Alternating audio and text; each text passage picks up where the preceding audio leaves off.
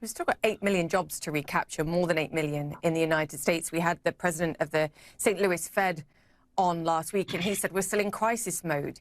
Does a growth forecast of between 8 and 10% for 2020, crisis mode in terms of the jobs market, justify the Federal Reserve where they are in terms of policy today at the end of the year?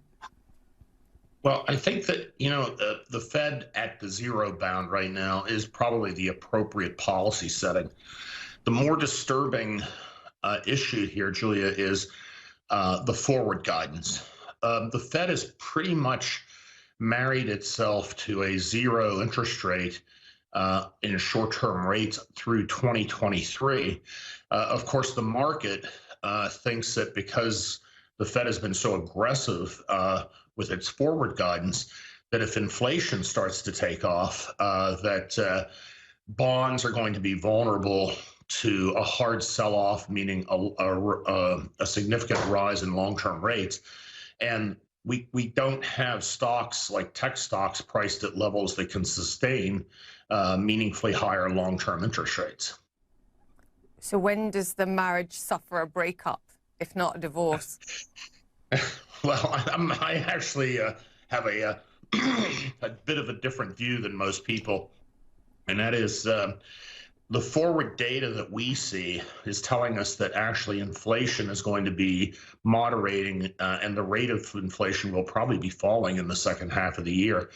This pricing, which the market has in the bond market, anticipates a surge in inflation over the course of the next 3 years. And if that expectation starts to be disappointed, then we could actually see interest rates come down quite a bit, which could sustain the bull market in stocks for a number of years. Of course, what is the catalyst for that? And in the near term, very well could be another experience like we've had in the hedge fund world or the private family office world in the last few weeks, whether it was with Huang or with Eastville. So I think, we're or Greensill, I'm sorry, that there could be another bolt out of the blue, and could change people's risk assessment and have them decide that it's maybe better to reduce their stock risk in coming months, and bonds might be a safe haven. And I think that is a catalyst that could very well lead to the scenario that I'm thinking of. Probability of that, Scott?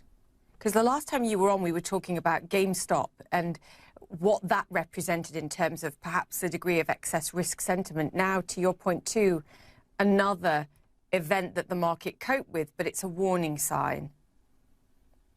Yes, I think so. I mean, look, there's a famous statement by Baron von Rothschild. When asked the secret of his great wealth, he said, "I sold early."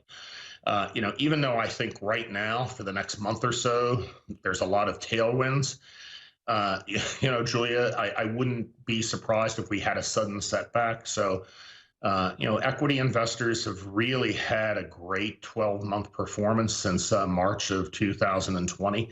It might be time to take some chips off the table and see if there's a better entry point later in the year. Is that what you're telling investors today? Yes, and we've actually adjusted for that. We were at max risk, meaning all the things that we thought would go up in price, like stocks, high yield bonds, corporate bonds, ever since March the 23rd of last year. And it was just in the last week or so that we actually started to reduce the risk for the first time since the height of the pandemic crisis. So now here's a question, because you and I have discussed in the past about crypto, and you made the comment about, and I'll be specific about Bitcoin, the relative scarcity, valuation compared to gold. And it was an eye-opener. It was a valuation of $400,000, which caught the attention of the crypto community, as I'm sure our viewers can imagine. In a scenario where we do see some kind of pullback, and risk event driven or not, what happens, do you think, to that space, given the enthusiasm that we see today?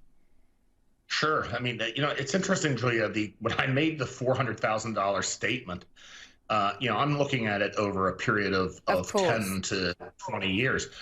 Of course, the market took off. I first started looking at buying crypto at 10,000 or at the Bitcoin at 10,000. Today I don't know where we are anymore. It's become so rich so fast, maybe around 50,000. But it clearly has gotten caught up in the speculative bubble that GameStop got into, and another number of these other stocks. And so, I think when we get a risk-off moment, we could be seeing Bitcoin pull back to somewhere between $20,000 and $30,000. But I think for long-term investors, that'll be a great entry point.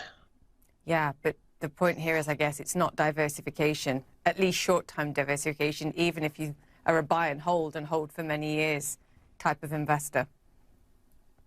Well, you had a pretty good return from 10,000. I was about to say, so 400,000 was leapt on because it was parabolic in terms of rise. Anything's possible. Well, it's a great statement, because parabolic markets aren't sustainable. And that's one of the reasons why I think Bitcoin has gotten a little bit ahead of itself in its long-term trend. But, we've got a lot of markets that are going parabolic. So, that's hard to get short, though. A dangerous game.